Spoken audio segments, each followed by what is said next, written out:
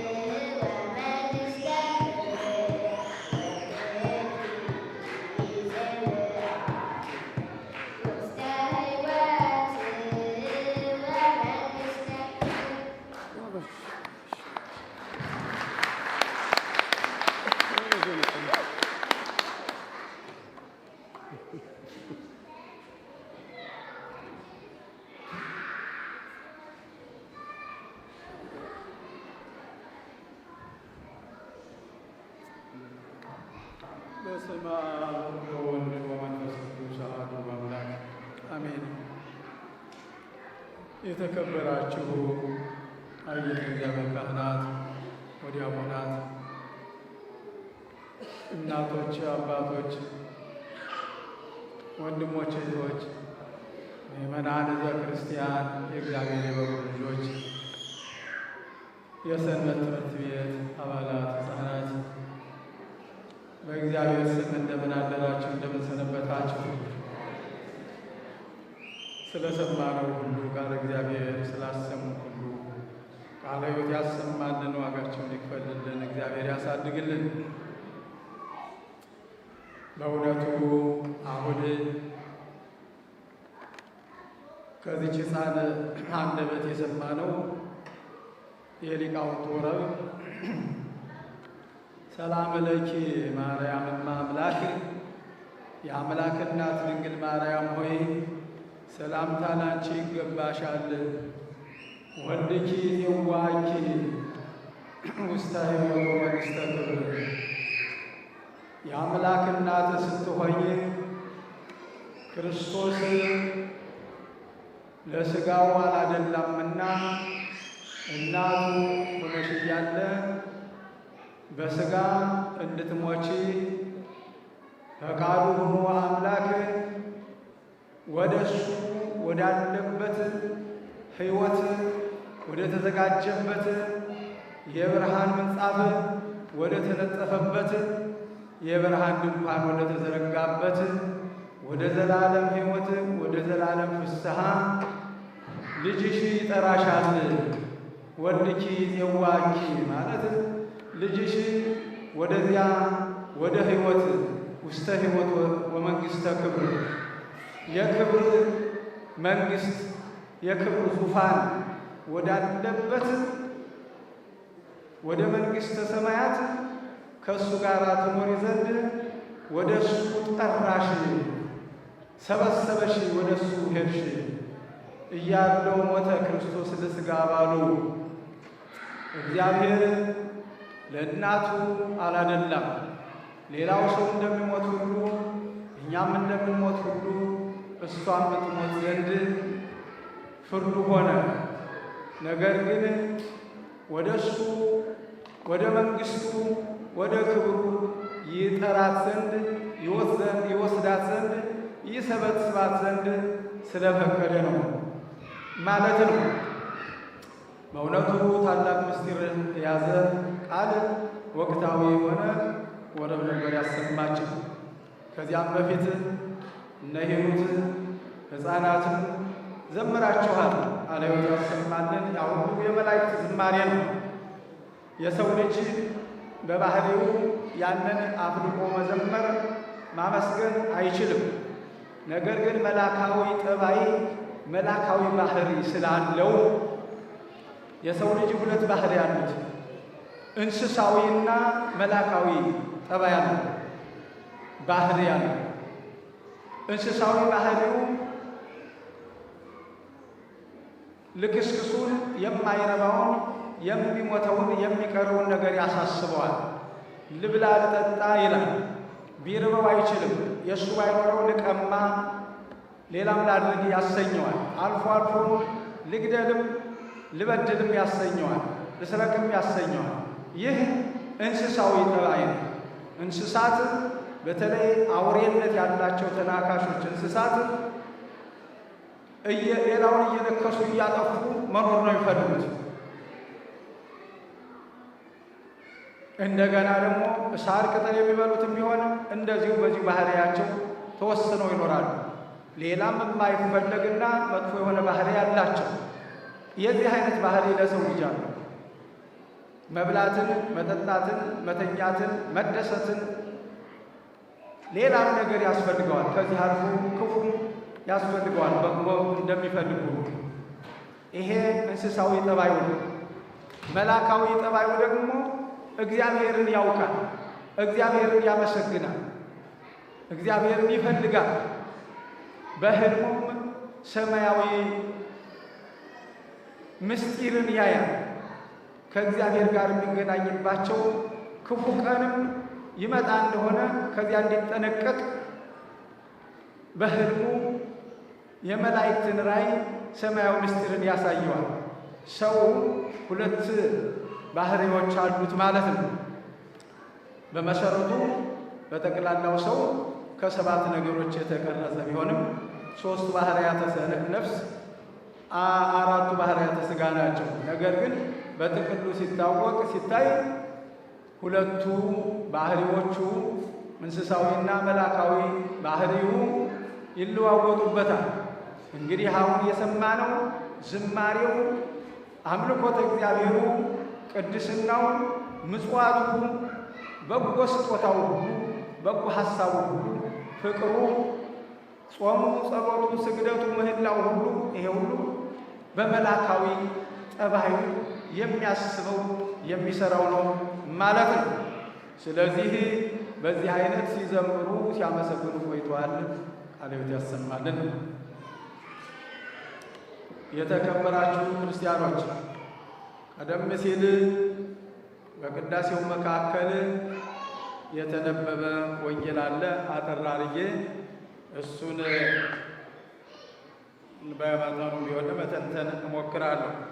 የማቴዎስ ወንጌል ምዕራፍ 12 ከቁጥር 38 ላይ እንዲህ የሚል ኃይለ ቃል አለበት።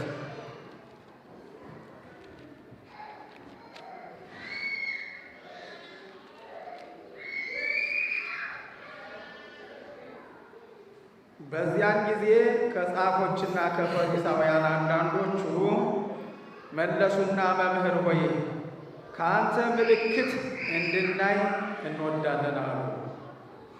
እርሱ ግን መልሶ እንዲህ አላቸው፣ ክፉና አመንዝራ ትውልድ ምልክት ይሻል። ከነቢዩ ከዮናስ ምልክት በቀር ምልክት አይሰጠውም። ዮናስ በአሳ አንበሪ ሆድ ውስጥ 3 ቀንና 3 ሌሊት እንደነበረ እንዲሁ የሰው ልጅ በምድር ውስጥ በምድር ልብ ውስጥ 3 ቀንና 3 ሌሊት ይኖራል ያድራል። የነነዌ ሰዎች በፍርድ ቀን ከዚህ ትውልድ ጋር ተነስተው ይፈርዱበታል። በዮናስ ስብከት ንስሐ ገብተዋልና እነሆ ከዮናስ የሚበልጥ ከዚህ አለ፣ እሱም ኢየሱስ ክርስቶስ ነው። ንግሥተ አዜብ የኢትዮጵያ ንግሥት አዜብ ለእስራኤልነት ነው። ምስራቅ፣ ምዕራብ፣ ሰሜን፣ ደቡብ፣ መስ አዜብ የሚል በፀሐይ አቀማመጥ የምድርን አቀማመጥ ስንመለከተው ምስራቅ፣ ምዕራብ፣ ሰሜን፣ ደቡብ፣ መስ አዜብ ከዚህም የሚያንስ ደግሞ ሌብ ባህር በዚህ አይነት ይከፋፈላል። የመሬታችን አቀማመጥ ማለት ነው ያለንበት። እንግዲህ አዜብነቱ ለመካከለኛው ምስራቅ የኢትዮጵያ ንግሥት ማለት ነው። ንግሥተ አዜብ በፍርድ ቀን ከዚህ ትውልድ ጋር ተነስታ ትፈርድበታለች። የሰሎሞን ጥበብ ለመስማት ከምድር ዳርቻ መጥታለችና እነሆም ከሰሎሞን የሚበልጥ ከዚህ አለ። ርኩስ መንፈስ ከሰው በወጣ ጊዜ እረፍት እየፈለገ ውሃ በሌለበት ቦታ ያልፋል፣ አያገኝም። በዚያም ጊዜ ወደ ወጣሁበት ቤቴ እመለሳለሁ ይላል። ቢመጣም ባዶ ሆኖ ተጠርጎና አጊጦ ያገኘዋል። ከዚያ ወዲያ ይሄድና ከእርሱ የከፉትን 7 ሌሎችን አጋንንት ከእርሱ ጋር ይወስዳል። ገብቶም በዚያ ይኖራሉ። ለዚያም ሰው ከፊተኛው ይልቅ የኋለኛው ይብስበታል። ለዚህ ክፉ ትውልድም ደግሞ እንዲህ ይሆንበታል። ገናም ስለ ሕዝቡ ሲናገር እነሆ እናቱና ወንድሞቹ ሊነጋገሩት ፈልገው በውጭ ቆመው ነበር። አንዱም እነሆ እናትህና ወንድሞች ሊነጋገሩ ፈልገው በውጭ ቆመዋል አለው። እርሱ ግን ለነገረው መልሶ እናቴ ማን ናት? ወንድሞችስ እነማን ናቸው? አለው። እጁንም ወደ ደቀ መዛሙርቱ ዘርግቶ እነሆ እናቴና ወንድሞችን በሰማያት ያለውን የአባቴን ፈቃድ የሚያደርግ ሁሉ እርሱ ወንድሜም እህቴም እናቴም ነው አለ ነው። ይህ አንቀጽ በ3 አርዕስት ተከፍሏል። መጀመሪያ ምልክት እንድናይ በሚል፣ በኋላ ርኩስ መንፈስ ከሰው በወጣ ጊዜ በሚል፣ በሦስተኛው እናቱና ወንድሞቹ ሊፈልጉት መጥተዋል በሚል በ3 አርዕስት ተከፍሎ ቀርቧል። ቃሉን በሚገባ ለመተንተን ብዙ ጊዜ ይፈጃል። አጠር አድርገን ግን እንደሚከተለው እንመለከታለን። ከዚህ በፊት በቅዳሴ መካከል የተዘመረውን ምስባኩን መዝሙረ ዳዊት ምዕራፍ 86 እምነ ጽዮን ይብል ሰብ ወብእሲ ተወልደ በውስቴታ ወውእቱ ልዑል ሳረራ። ሰው እናታችን ጽዮን ይላል። ወብእሲ ተወልደ በውስቴታ በውስጧም ሰው ተወልዷል። ወውእቱ ልዑል ሳረራ የሰራትም እርሱ ነው ማለት ነው። ይሄንን በትክክል ስንተነትነውና ስናመሰጥረው ወደ ኋላ ወናሁ ኢሎፍሊ ወጢሮስ ወሕዝበ ኢትዮጵያ ብሎ ነው የሚመጣው። ከዚያ ቀጥሎ ነው እምነ ጽዮን ይብል ሰብ ወብእሲ ተወልደ በውስቴታ ወውእቱ ሳረራ የሚለው። እዜከሮን ለረአብ ወለባቢሎን እለ ያአምራኒ ወናሁ ኢሎፍሊ ወጢሮስ ወሕዝበ ኢትዮጵያ እለ ተወልዱ በህየ። እኔ ጢሮስን ባቢሎንን የሚያውቁኝን አገሮች በክፉ ቀን ጊዜ አስባቸዋለሁ። አሁንም ኢሎፍሊን ፍልስጤምን፣ ወጢሮስ ጢሮስን ሶርያን፣ ወሕዝበ ኢትዮጵያ የኢትዮጵያንም ሕዝቦች አስባቸዋለሁ፣ በምሕረቴ አስባቸዋለሁ። በአንድ ወቅት በጎ አድራጊ በባቢሎን ነግሶ ነበር። ያንን ለማስታወስ እንጂ በባቢሎን ብዙ ጊዜ ክፉ ሰዎች ናቸው ሲነግሱ የነበሩት፣ እነዚያን ለማለት አይደለም። በአንድ ወቅት ደገኛ ንጉሥ ነግሶ ነበርና ባቢሎንን ሳይቀር አነሳ። ከዚህ ቀጥሎ እሱን የሚያውቁ የሚያስቡ በተለያዩ ቦታዎች ተነስተው ነበር። እነዚያን ጠቅሶ በተለይም የኢትዮጵያን ሕዝቦች አስባቸዋለሁ፣ በምህረቴ አስባቸዋለሁ። እለ ተወልዱ በህዬ በዚያ የተወለዱት እምነ ጽዮን ጽዮን እናታችን እያሉ ያመሰግናሉና እማስባቸው ጽዮን እናቴን ድንግል ማርያምን ያመሰግናሉና ያከብራሉና ይዘክሯታል፣ ስሟን ይጠሯታልና በምህረቴ አስባቸዋለሁ። እለ ተወልዱ በህዬ እምነ ጽዮን ይብል ሰብእ በዚያ የተወለዱት ወናሁ ኢሎፍሊ ወጢሮስ ወሕዝበ ኢትዮጵያ በጢሮስ በሶርያ በኢሎፍሊ በፍልስጤም ወሕዝበ ኢትዮጵያ በዚያ የተወለዱና የኢትዮጵያ ልጆች የኢትዮጵያ ሕዝቦች በውስጧም የተወለዱ እምነ ጽዮን ይብል ሰብእ እናታችን ጽዮን እያሉ ያመሰግኑኛል፣ ያመሰግኗታልና ያከብሯታልና በዚህ የተነሳ በቸርነት ያስባቸዋለሁ። ወቢሲ ተወልደ በውስቴታ የሚያመሰግኗትም ብይሲ የተባልኩ እኔ ሰው ሆኜ ሥጋ ለብሼ ከጽዮን ከአማናዊ ጽዮን ከድንግል ማርያም በመወለዴ እኔን አውቀው የአምላክ እናት እያሉ ያመሰግኗታልና በቸርነት ያስባቸዋለሁ ነው የሚለው። ወውቱ ልዑል ሳረራ የፈጠራትም የሰራትም እሱ ነው፣ ወይም የፈጠርኳት የሰራኋት እኔ እግዚአብሔር ነኝ። እኔ የፈጠርኋት እግዚአብሔር ሥጋ ለብሼ ከርሷ ሰው ሁኜ ተወልጃለሁና ስለዚህ በኢትዮጵያ ያሉ በውስጧ የተወለዱ የኢትዮጵያም ሕዝቦች ሁሉ እምነ ጽዮን ጽዮን እናታችን እምነ ማለት እናታችን ማለት እያሉ ያመሰግኗታል፣ ያከብሯታል፣ ያገኗታል ማለት ነው። ክርስቲያኖች እናንተም በዚህ ምክንያት እናታችን ጽዮን እናቴ እመቤቴ ብላችሁ ፍልሰተዋ በተጀመረበት ቀን ተገኝታችሁ እስከ ፍጻሜዋ ድረስ ልታከብሯት፣ ልታመሰግኗት፣ ሱባኤ በስሟ ልትይዙ፣ በአማላጅነቷ ልትማጸኑ፣ ስሟን ልትጠሩ፣ ልታስጠሩ፣ በስሟ ስም ልትዘክሩ፣ ምጽዋት ልትመጸውቱ ተዘጋጅታችኋል።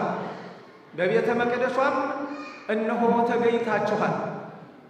በዚህ የተነሳ እግዚአብሔር እናንተን በቸርነቱ ያስባችኋል ማለት ነው።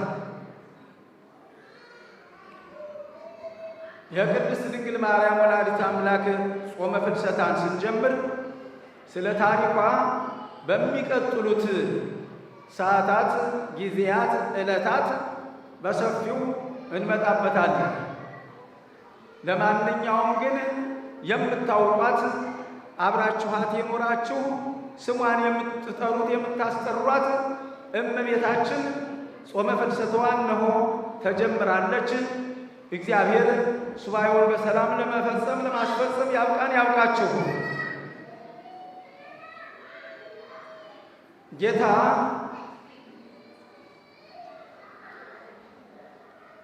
ምልክት እንዲያሳያቸው ሰዎች ለመኑት። ምልክት አሳየን አሉት። እንዴት ምልክት ትለምኑኛላችሁ?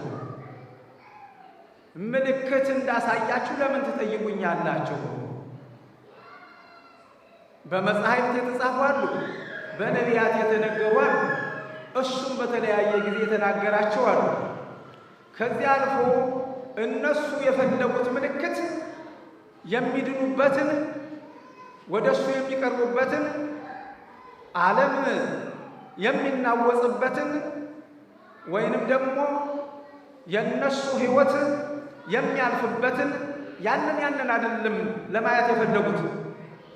እነሱ የጠየቁት ወይም የሚፈልጉት ምልክት ሌላ ነበር። እንደ ሙሴ ሰማይ ለጉሞ መና አዝንሞ እንዲመግባቸው፣ እንደ ኤልያስ እሳት አውርዶ ጠላቶቹን አንድዶ እንደጨረሳቸው የመሳሰሉትን አይነት ምልክት እንዲያሳያቸው ነበር የሚፈልጉት ከሱ ዘንድ። በዚህ የተነሳ ምልክት ለእናንተ አልሰጣችሁም፣ አልነግራችሁም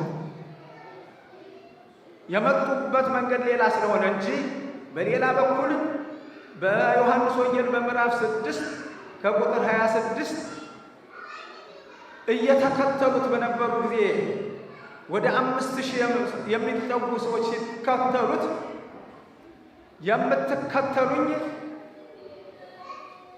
መና፣ እንጀራ፣ ዳቦ፣ አሳ አበርክቼ ስላበላኋችሁ ነው እንጂ ምልክት ስላያችሁ አይደለም ይላል። ምልክት ማሳየት ለጌታ ቀላል ነገር ነው። እነሱም የፈለጉት ሊድኑበት ሊመከሩበት ቢሆን ኖሮ በቀላሉ ያሳያቸው ነበር። ደግሞስ ምን ያላሳያቸው ነገር አለ?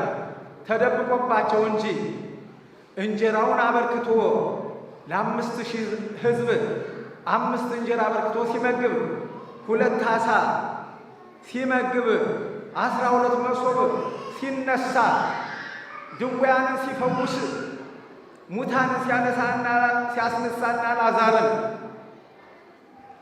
18 ዓመት ወይም 38 ዓመት ጎባጣ የነበረችዋን ሴት ሲያቀና የአንዲትን መበለት ልጅ ወደ መቃብር ቦታ ይዘው ሲሄዱ ቃሬዛውን ነክቶ አቁም ብሎ አስቆሞ ሲፈውሰው ሲያድነው ይሄን ሁሉ ያዩ አልነበረምን?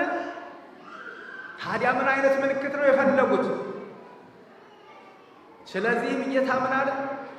ይሄ አመንዝራና ጠማማ ትውልድ ምልክት ይሻል ብሎ ኃይለ ቃል ተናገረ። አመንዝራ ማለት ሌላ ሳይሆን የሚለዋወጥ ባህሪ ያለው ማለት ነው። አንደበቱ፣ ልቦናው፣ ሐሳቡ የሚለዋወጥ ዛሬ ሌላ ነገ ሌላ የሚያስብ ማለት ነው። እነዚህም ፈሪሳውያን ቤተ አይሁድ አንድ ጊዜ ለምልክቱ ለታምራቱ ሲሰበሰቡ ቃሉን በዚያው እግረ መንገዱን ሲያዳምጡ፣ ነገር ግን የሚሰሙትን ድምፅ ወደ ራሳቸው ወደ ሕይወታቸው ሳይቀበሉት ሳያስገቡት አሽቀንጥረው እየጣሉ የሚለዋወጥ ባህሪ ያላቸው ዛሬ ይሆንን አይደለምን እያሉ የሚጠራጠሩ የተለዋወጠ ባህሪ ያላቸው ስለሆነ አመንዝራ ብሎ ይጠራቸዋል። እውነት እውነት እላችኋለሁ ምልክት ከዚህ በፊት ተደርጎ ነበረ። ዮናስ በአሳ አንበሪ ሆድ ውስጥ 3 ሌሊትና 3 ቀን አድሮ ነበረ። ያ ታላቅ ምልክት ነው። ወደፊትም እኔ ራሴ በመስቀል ተሰቅዬ በመቃብር ውስጥ 3 ቀን 3 ሌሊት አድሬ እነሳለሁ። እነሆ ይሄ ምልክት ይሁናችሁ፣ ከፈለጋችሁ ምልክት ያውላችሁ ብሎ ይነግራቸው ነበር። ክርስቲያኖች ሆይ እንግዲህ እግዚአብሔርን ስንፈልገው ያለማወላወል መሆን አለበት። ከወላወል የሚጠብቀን ሌላ ኃይል አለ። ቃሉ ራሱ ከዚሁ ጋር ተያይዞ የቀረበ ቃል አለ። እሱ ያስደነግጠናል፣ እሱ ያስፈራናል። ከጌታ ሐሳብ ወይም ከጌታ ቃል ወጣ ብለን ሌላ ዓለማዊ የሆነ ነገር ስናስብ እሱን ደግሞ ከራሳችን ከህሊናችን አውጥተን ስንጥለው ከእሱ ጉያ በሐሳብ ስንሸሽ ስንወጣ በዚያን ሰዓት የሚጠብቀን ኃይል አለ። ይኸውም ሰይጣን ነው። ምን ይላል ራሱ? ርኩስ መንፈስ ይላል። ርኩስ መንፈስ ከሰው በወጣ ጊዜ ለምንድን ነው ከሰው የሚወጣ?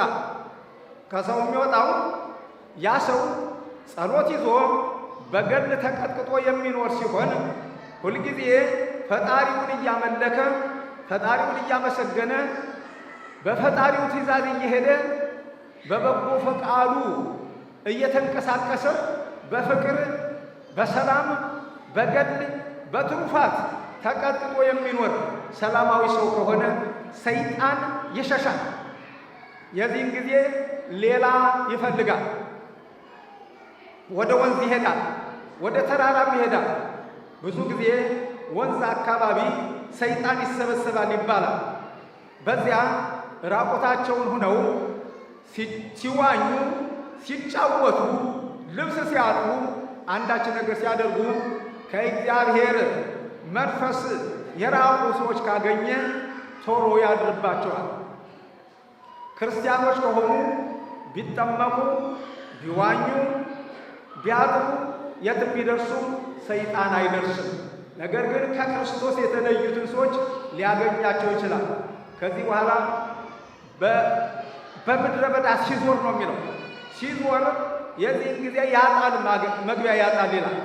ሁሉም ሰው እንደናንተ አሁን እንዳላችሁት ክርስቲያኖች እግዚአብሔርን ሙጥኝ ብላችሁ ስታመሰግኑ፣ ስታመልኩት፣ ስሙን ስትቀድሱት፣ ለክብሩ ሁልጊዜ ታላቅ ዝና ስትሰጡ፣ ክብር ስትሰጡ፣ ለክብሩ ምስጋና ስታቀርቡ፣ ስታከብሩት፣ ስታገኑት፣ ቃሉን ስትሰሙ፣ በሥጋው ደግሞ ጸንታችሁ ስትኖሩ እውነተኞች ናችሁ።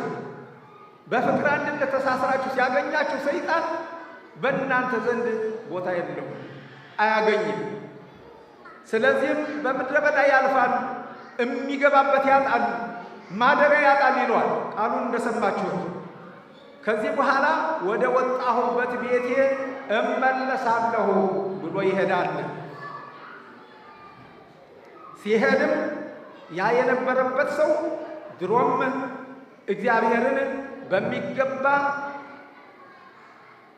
ያልያዘ በሕይወቱ እግዚአብሔርን ተቆናይቶ ያልያዘ ያልተዋሃደ እግዚአብሔርን ያልተዋሃደ እግዚአብሔርን የሚዋሃድ ሰው በምንድን ነው? አንደኛ በእምነቱ፣ ሁለተኛ በስራው ፍጹም የሆነ እንደሆነ እግዚአብሔርን ተዋሃደ። እግዚአብሔር በዚያ ሰው ሕይወት ውስጥ በዚያች ሴት ሕይወት ውስጥ ይኖራል። የትም አይሄድም፣ ሁልጊዜ ይኖራል። የሚፈልገው መቅደሳችንን፣ ውስጡን፣ ልባችንን ነው። እዚያ ውስጥ አንድ ጊዜ ከተቀመጠ ጌታ አይንቀሳቀስም። በሁላችን ልብ ውስጥ ነው እግዚአብሔር የሚኖረው። በአንድ ሰው ልብ ውስጥ ብቻ አይደለም። አምላክ አንድ ስለሆነ አንድ ሰው ብቻ ነው የሚፈልገው እንዳትሉ፣ እግዚአብሔር መንፈስ ነውና በሁሉም ሰው ላይ በሁሉም ሕይወት ላይ ማደር ይችላል።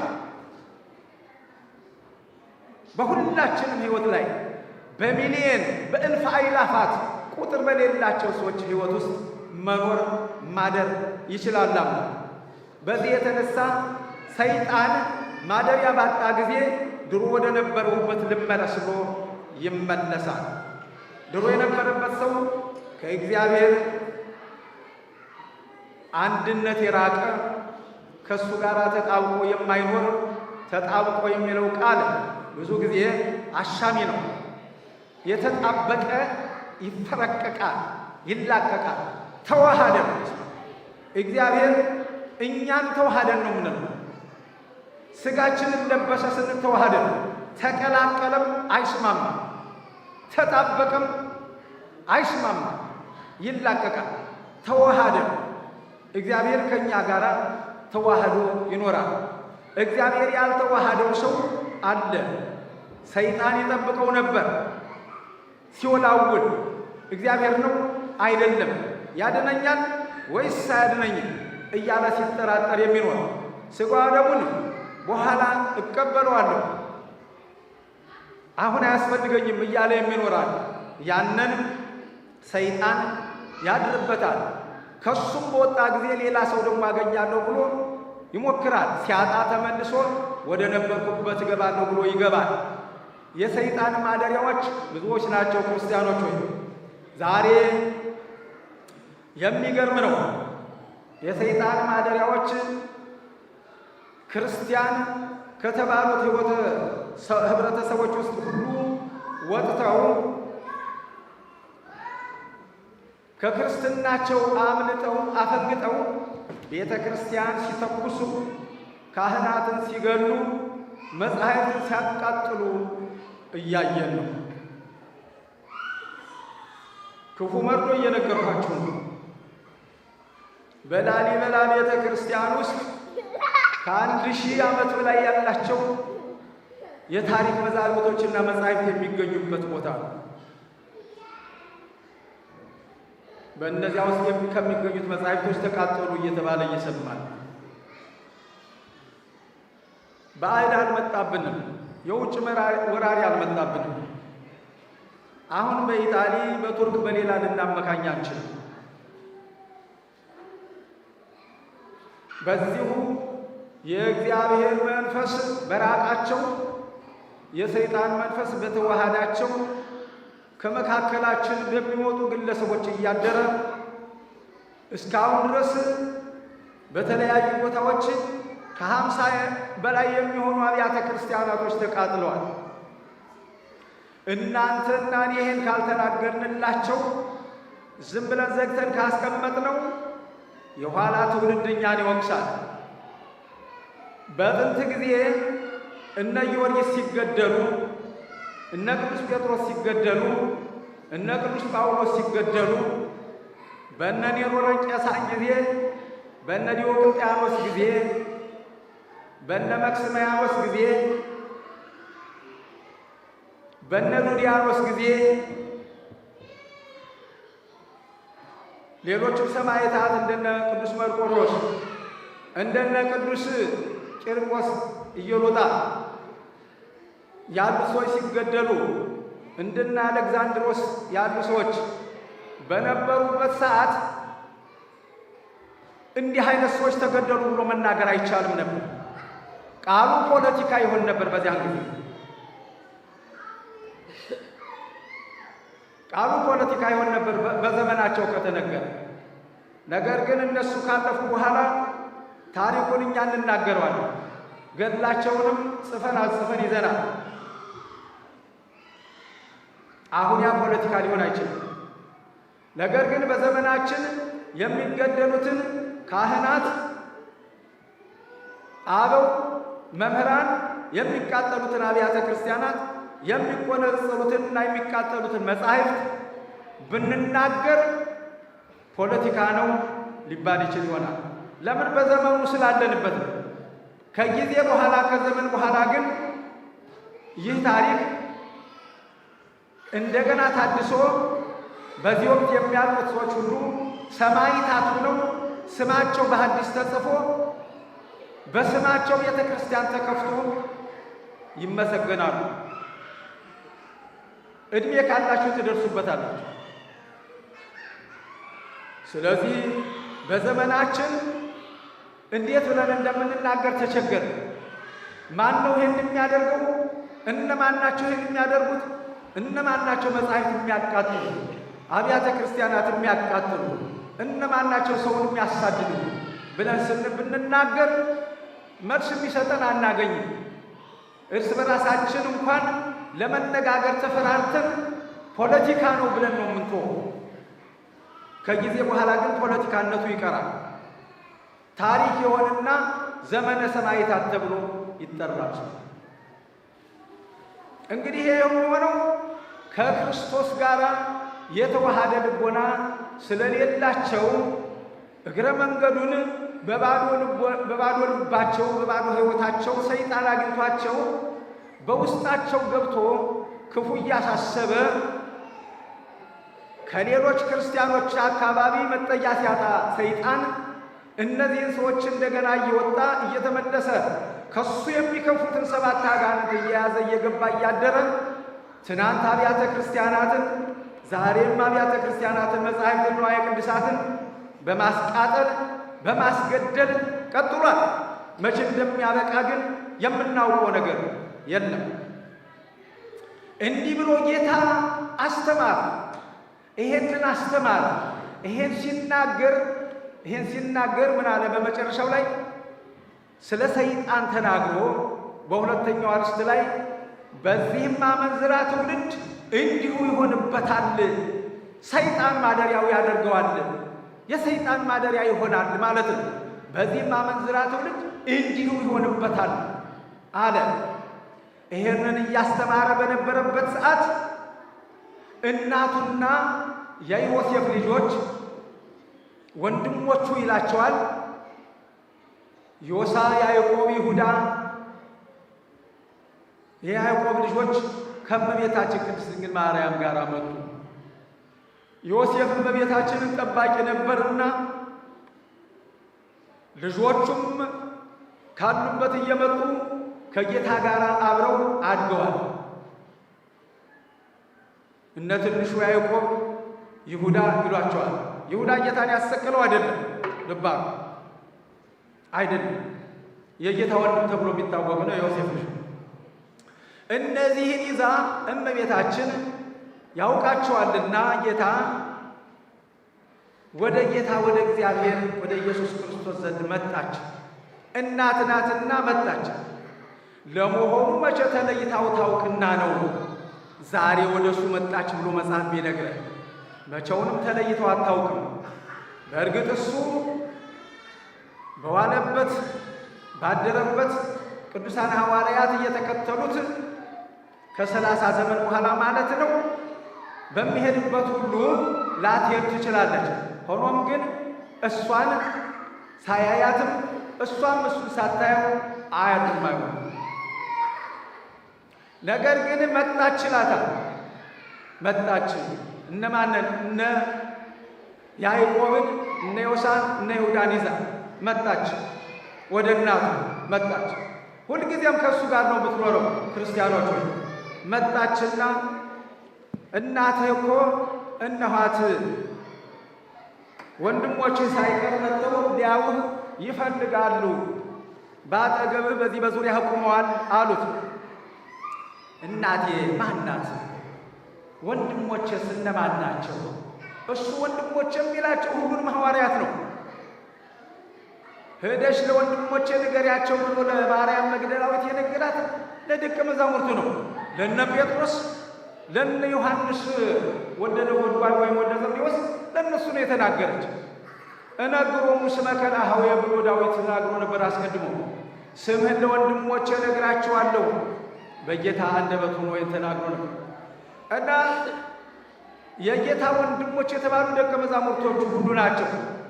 አይደለም እነሱ ደቀ መዛሙርቱ፣ እናንተም ወንድሞቹ ናቸው፣ ሴቶቹም እህቶቹ ናቸው። በዚህ ይደንቃቸዋል። ምን አለ? ከዚሁ ቃል ላይ ነው የተናገረው። እኔ አይደለሁ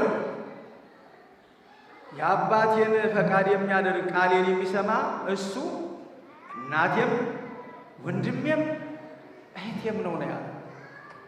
ልብ አድርጉ። እናንተ ሁላችሁ ቢያስፈልግ እህቶቹ ወንድሞቹ ናቸው፣ ቢያስፈልግ ልጆቹ ናቸው። በጥምቀት ይወልደናልና። ስለዚህ ጌታ እነማን ናቸው ለይታችሁ ወንድሞቼ ምናምን የምትሉ?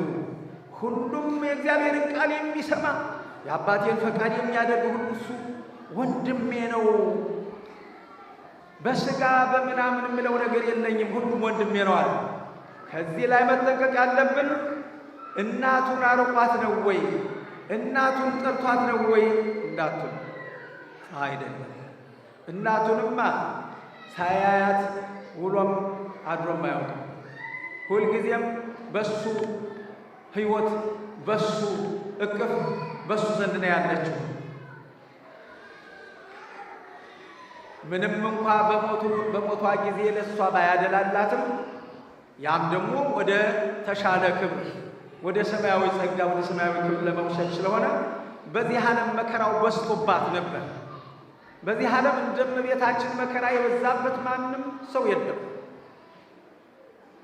የ2 ዓመት ወይም የ3 ዓመት ሕፃን ጌታ በሆነ ጊዜ ወደ ግብፅ ይዛ የተሰደደች 3 ዓመት የኖረች እየለመነች እየበላች እየለመነች በቅዱስ ዮሴፍ በተከታዮቹ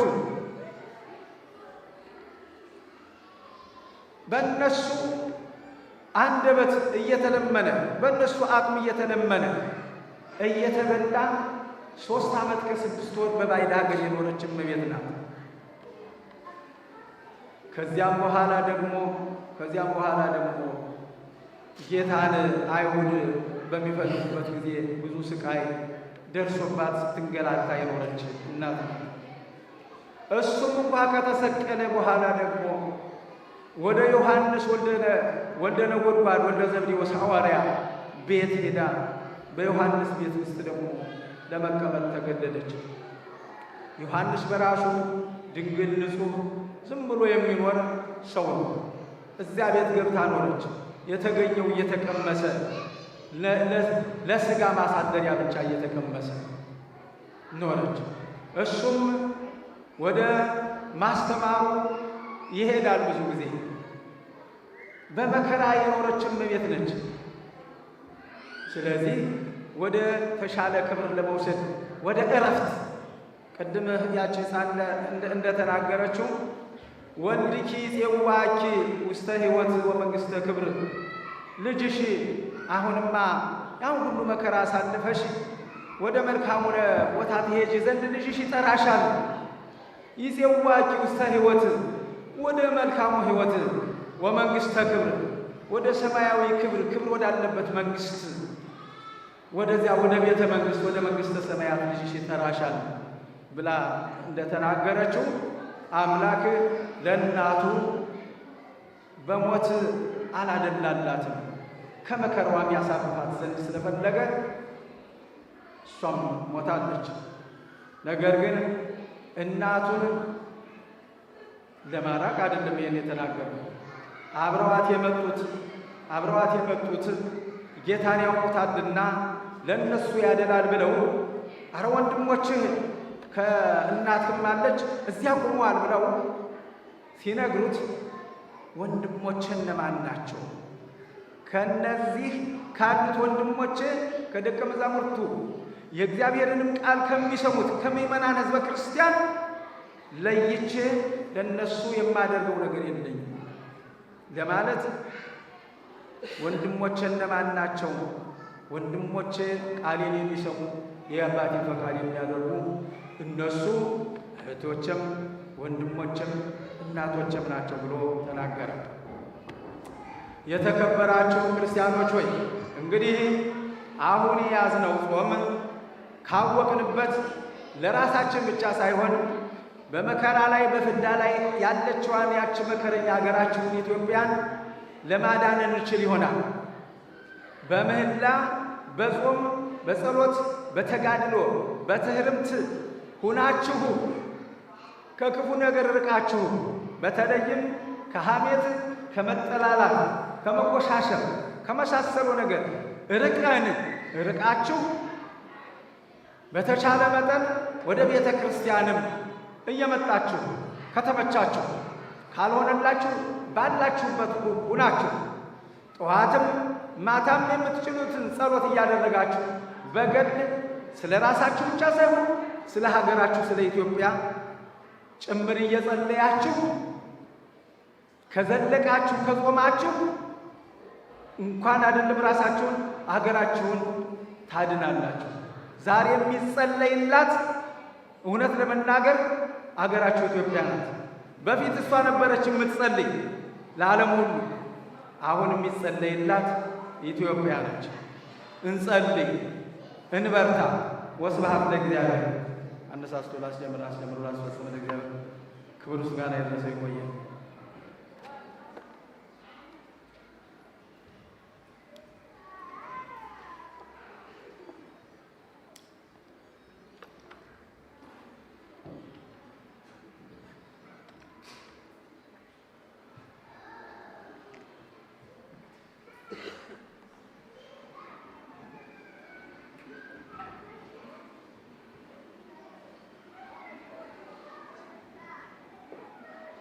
ያጓ